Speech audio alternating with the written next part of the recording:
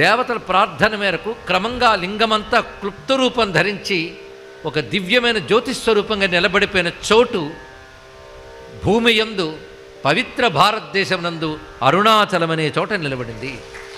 ఇది పరమేశ్వరుడు తనను తాను వ్యక్తపరుచుకున్న అద్భుతమైనటువంటి అగ్నిలింగ స్వరూపము. అగ్ని యొక్క వర్ణము అరుణం, అరుణకాంతులు. అది నిశ్చలంగా స్థిరంగా ఉంది గనక అచలం, అరుణం అచలం అరుణాచలం అనే పేరుతో ప్రసిద్ధి చెందింది. అక్కడ 3 రూపాలతో స్వామి నెలకొని ఉన్నాడు. ఒకటి లింగ రూపం, రెండవది పర్వత రూపం, మూడవది గురుస్వరూపం. మొదటి 2 సామాన్యులు కూడా చూడగలరు, కానీ మూడవది సామాన్యులకు దర్శనం కాదు. ఆ గురుస్వరూపంగా కూడా ఆ పర్వతమనందే స్వామి ఉంటాడు. ఇది అరుణాచలము.